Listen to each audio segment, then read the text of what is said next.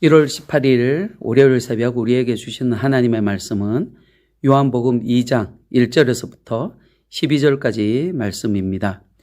사흘째 되던 날 갈릴리 가나에 혼례가 있어 예수의 어머니도 거기 계시고 예수와 그 제자들도 혼례의 정함을 받았더니 포도주가 떨어진지라 예수의 어머니가 예수에게 이르되 저들에게 포도주가 없다 하니 예수께서 이르시되 여자여 나와 무슨 상관이 있나이까 내 때가 아직 이르지 아니하였나이다. 그의 어머니가 하인들에게 이르되 너희에게 무슨 말씀을 하시든지 그대로 하라 하니라.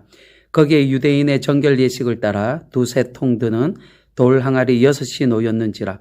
예수께서 그들에게 이르시되 항아리에 물을 채우라 하신즉 아기까지 채우니 이제는 떠서 연회장에게 갖다 주라 하시매 갖다 주었더니 연회장은 물로 된 포도주를 맛보고도 어디서 났는지 알지 못하되 물 떠온 하인들은 알더라. 연회장이 신랑을 불러 말하되 사람마다 먼저 좋은 포도주를 내고 취한 후에 낮은 것을 내거늘 그대는 지금까지 좋은 포도주를 두었도다 하니라. 예수께서 이 첫 표적을 갈릴리 가나에서 행하여 그의 영광을 나타내심에 제자들이 그를 믿으니라. 그 후에 예수께서 그 어머니와 형제들과 제자들과 함께 가버나움으로 내려가셨으나 거기에 여러 날 계시지는 아니하시니라. 아멘. 여러분, 오늘 우리가 나누고자 하는 본문은 예수님의 공생의 첫 번째 사역입니다. 예수님은 그의 첫 번째 사역으로 혼인잔치에 참석하십니다. 그런데 여러분, 왜 예수님께서는 자신의 첫 번째 사역으로 혼인잔치를 택하셨는지 그 부분에 대하여 궁금하지 않으십니까?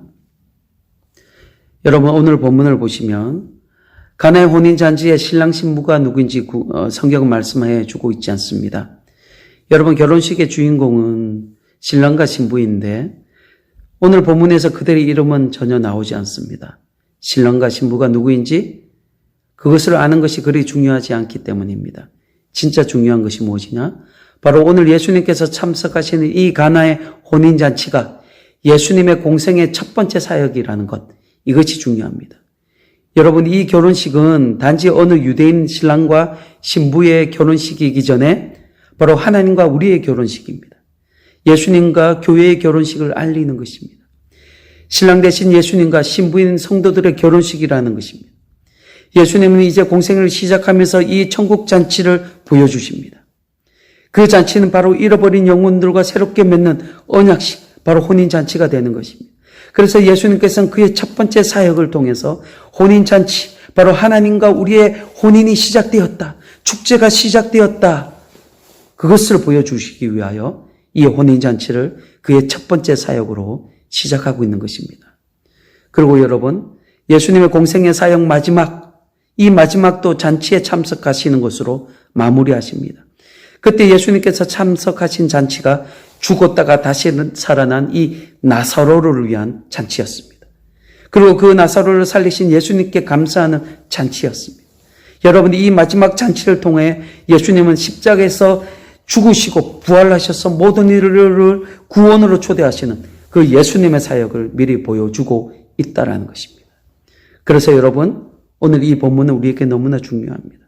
예수님의 공생의 사역의 서론과 같습니다. 오늘 이 본문을 우리가 바르게 이해할 수만 있다면 예수님의 공생의 전체 사역을 우리가 다 이해될 수가 있습니다. 여러분, 먼저 오늘 본문을 보시면 1절에 사흘째 되던 날이라고 말씀합니다. 이 날은 빌립과 나다나엘 그런 제자들을 부르신 이후에 사흘이 지난 날을 말합니다. 이제 예수님께서 12제자를 모두 다 세우시고 그들과 함께 공생의 사역을 본격적으로 시작하려 하십니다. 그리고 그 첫 번째 사역이 오늘 본문의 가나의 혼인잔치입니다. 예수님은 어머니 마리아와 함께 가나라는 동네에서 배설된 이 혼인잔치에 초청을 받아가게 됩니다. 여러분, 가나는 갈릴리 나사렛에서 얼마 떨어지지 않는 곳에 위치하고 있는 아주 작은 시골 마을이었습니다. 당시 유대인들에게 혼인잔치는 한 마을의 축제였습니다. 오늘날 우리나라의 결혼식처럼 한두 시간 만에 후다닥 끝내버리고 자기들끼리 신혼여행을 훌쩍 떠나버리는, 어떻게 생각해보면 너무나 허무한 그런 결혼식이 아니었습니다. 유대인들의 혼인잔치는 일주일이나 이어지는 그야말로 한 마을의 축제와 같았습니다. 그래서 결혼식을 준비하는 이 혼주들은 아주 세심하게 결혼식을 준비합니다. 부족한 것이 없는지, 모자란 것이 없는지 꼼꼼하게 살피며 결혼식을 준비합니다. 신랑 신부는 가능한 많은 사람들을 초청하려고 합니다. 특히 랍비를 비롯한 아주 유명한 그런 귀빈들을 많이 초청하여서 자신들의 결혼식을 빛내려 했습니다. 그래서 그렇게 초청된 수많은 사람들이 일주일간 즐기며 먹을 양식을 혼주들은 충분히 준비하였습니다. 그런데 그렇게 심려를 기울여 준비한 이번 결혼식에 문제가 하나 발생합니다. 유대인의 잔치에서 가장 중요한 포도주가 떨어진 것입니다. 여러분, 당시 유대인의 혼인잔치에 포도주가 떨어졌다는 것, 이것은 있을 수도 없는 일입니다. 대형 사건입니다. 이제 혼인잔치는 끝이 나게 된 것입니다. 초청된 사람들에게 엄청난 무례를 범한 것입니다. 이 일은 훗날 계속적으로 마을 사람들로부터 비웃음과 조롱거리가 되는 그런 일이었습니다. 그런데 문제는 여러분, 이렇게 문제를 일으킨 혼인잔치에 누가 참석하고 계십니까? 예수님께서 참석하고 계십니다. 공생의 사역을 시작하는 예수님께서 왜 하필이면 이런 잔치에 참석하느냐라는 것입니다. 여러분, 이것은 우연한 일이 아닙니다. 여기에 특별한 의미가 있습니다. 여러분, 요한복음 2장에서 11장까지 총 7번의 기적이 나옵니다. 예수님께서는 공생의 기간 수많은 이적과 기적을 행하셨지만 요한복음은 그 중에서도 단 7가지만 기록하고 있습니다. 요한복음의 저자 사도 요한은 예수님의 사역과 하나님의 나라에 대한 그런 분명한 메시지를 드러내고자 7개의 기적만을 기록하고 있습니다. 이렇게 7개의 기적 안에 바로 하나님의 특별한 메시지가 들어있다라고 그는 생각하였습니다. 그리고 그 첫 번째 기적이 오늘 본문인데, 특히 오늘 본문 11절 말씀해 보시면 예수께서 이 첫 표적을 갈릴리 가나에서 행하여 그 영광을 나타내시매 제자들이 그를 믿으니라 라고 말씀합니다. 여러분, 여기서 중요한 게 있습니다. 첫 표적이라고 말씀합니다. 이적이나 기사라는 표적을 쓰지 않고 표적이라는 단어를 사용하고 있습니다. 이 표적은 사인이라는 단어입니다. 여러분, 가나의 혼인잔치에 일어난 이 이적은 단순한 이적이 아니라 하나님의 뜻이 숨겨져 있는, 하나님의 비밀이 들어가 있는, 특별한 사인이 들어가 있는 이적, 하나님의 메시지가 표시되어 있는 그런 이적, 바로 하나님의 사인이 있다라고 말씀하고 있습니다. 사랑하는 성도 여러분, 우리 하나님은 여러분을 향한 사랑의 사인을 여러분 주변의 곳곳에 두셨습니다. 여러분을 사랑한다라는 그런 표시들을 두셨다라는 것입니다. 여러분의 주변을 둘러보면 여러분을 사랑한다라는 그런 하나님의 사인들, 표시들이 넘쳐나라는 것을 여러분 알게 될 것입니다. 특히 지금 여러분과 함께하는 가족들, 바로 하나님께서 여러분을 사랑한다라는 사인 중에 하나입니다. 여러분, 세상의 모든 것, 세상에서 일어난 모든 일, 바로 하나님께서 여러분을 끔찍이 사랑한다라는 그런 사인이라는 사실을 여러분 믿으시길 바랍니다. 그래서 오늘도 여러분의 향한 그 하나님의 사랑의 그 사인들을 발견하시면서 하나님의 사랑에 깊이 빠져드는 하루가 되기를 주의 이름으로 축원드립니다. 여러분, 이렇게 가나의 혼인잔치에 포도주가 떨어지는 대형 사고가 터졌습니다. 이 사실을 예수님의 어머니이신 마리아가 알게 되고 마리아는 이 사실을 바로 예수님께 알립니다. 예수님 포도주가 떨어졌다는 이야기를 듣고는 어떻게 하십니까?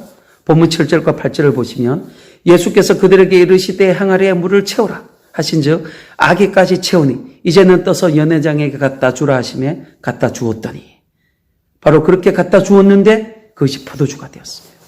물이 변화해 포도주가 되었습니다. 예수님께서 물을 포도주로 바꾸어 주셨습니다.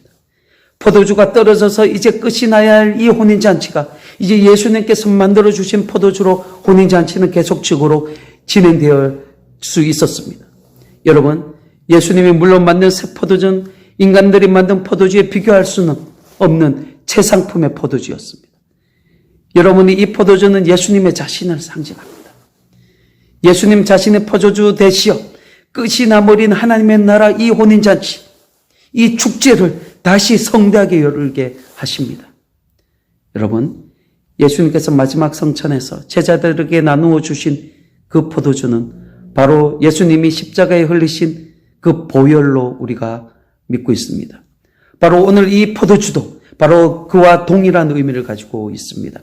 예수님이 만드신 포도주로 인하여 혼인잔치가 기쁨의 잔치, 축제의 잔치가 되었던 것처럼 포도나무 대신 예수님께서 십자가에서 흘리신 보혈로 인하여 끊어졌던 하나님과의 관계가 다시 회복되어지고 이제 이곳이 축제의 자리가 된 것입니다. 여러분, 이제 우리는 예수님의 신부가 되어 하나님 나라 천국잔치, 혼인잔치에 초청되어 들어가게 되었습니다. 여러분, 우리가 하나님 나라 천국잔치에 들어가는 것은 오직 예수 그리스도의 보혈로 들어갈 수 있습니다. 유대인들의 율법이 천국잔치로 인도하지 못합니다. 요한복음 2장 6절의 말씀에 보면 유대인의 결례를 따라 2-3통 드는 돌 항아리 6이 잔치집에 있었다라고 말씀합니다. 여러분, 유대인들은 음식을 먹기 전에 반드시 자신의 손을 씻어야 했습니다. 손을 씻는 것은 유대인들의 율법에 나오는 정결 예식이었습니다. 손을 씻고 먹어야 자신이 깨끗해진다라고 믿었습니다. 그래서 혼인잔치에 참석하려면 이 돌 항아리에 있는 이 물, 정결 예식을 위해서 준비된 이 물에 자신의 손을 씻어야 했습니다. 그래서 여러분, 잔치에 참석한 많은 사람들의 손을 씻으려면 이 돌 항아리에는 아마 상당한 양의 어떤 물이 들어 있었을 것입니다. 그런데 그 물의 역할이 오늘 바뀌게 됩니다. 정결 예식에 사용하고자 담겨져 있던 이 물이 이제 포도주로 바뀌었습니다. 여러분, 혼인잔치에 참석한 모든 사람들은 물로 자신의 손을 씻어야 참석하게 되는 것처럼 여러분, 예수님이 만드신 그 포도주를 이제 마셔야 하지. 하나님의 만들어 놓으신, 하나님께서 배설해 놓으신 그 혼인잔치, 천국잔치에 참석할 수 있습니다. 이 포도주를 마시지 않는 사람은 그 잔치에 참석할 수 없습니다. 사랑하는 성도 여러분, 저와 여러분은 이 포도주를 마셨습니다. 우리는 예수님이 흘리신 그 보혈로 우리는 완전히 취하였습니다. 우리는 하나님 나라와 천국잔치에 참석하여 하나님께서 배설하신 그 포도주를 마음껏 마셨습니다. 그래서 이제 우리는 하나님 나라 백성들입니다. 천국잔치에 초청되어 당당히 은혜의 보좌에 앉은 하나님의 자녀들입니다. 그리고 여러분, 오늘 본문에서 하나 더 나누기를 소망합니다. 여러분, 본문 9절과 10절 말씀해 보시면 연회장은 물로 된 포도주를 맛보고도 어디서 났는지 알지 못하되 물도 온 하인들은 알더라. 연회장이 신랑을 불러 말하되 사람마다 먼저 좋은 포도주를 내고 취한 후에 낮은 것을 내거든 그대는 지금까지 좋은 포도주를 두었도다 하니라. 여러분, 세상의 다른 잔치는 먼저 좋은 포도주를 내놓습니다. 그리고 사람들이 모두 취하면 그때는 나쁜 포도주를 내줍니다. 사람들이 취하면 그것이 나쁜 것인지 좋은 것인지 모른다는 것, 그 부분을 이용하는 것입니다. 여러분, 세상의 잔치는 그렇습니다. 처음에는 우리를 미혹하고자 보기에 좋고 먹음직한 것들을 내놓습니다. 하지만 그것에 취하고 나면 그때부터는 썩어질 것, 더러운 것, 멸망할 것을 내놓습니다. 여러분, 이에 대표적인 것이 바로 이단 사이비들입니다. 처음에는 아주 잘해줍니다. 모든 것을 다 줄 것처럼 합니다. 그리고 자기들만의 천국 비밀을 아는 것처럼 하나하나 그 비밀들을 내놓습니다. 많은 사람들이 이 유혹에 넘어갑니다. 그런데 저들의 말들은 모두 거짓입니다. 저들의 배후에 거짓의 압이 마귀가 있습니다. 속이는 것이 저들의 특기입니다. 저들이 처음에는 뭔가 좋은 것 같지만 마지막은 결국 사망입니다. 멸망입니다.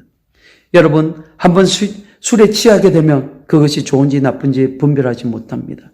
한번 이단 사상에 빠지면 그것이 좋은지 나쁜지 모르고 그냥 따라가는 것이 미련한 인간들의 모습입니다. 하지만 여러분, 진리는 처음과 나중에 같습니다. 진리는 결코 변하지 않습니다. 우리 예수님은 영원토록 동일하신 분이십니다. 우리 예수님 안에 있으면 오늘보다 내일이 더 좋습니다. 여러분, 속이는 자들에게 미혹되지 마시고 예수님 안에서 영원토록 머무시는 여러분이 되시기를 주님의 이름으로 축원드립니다.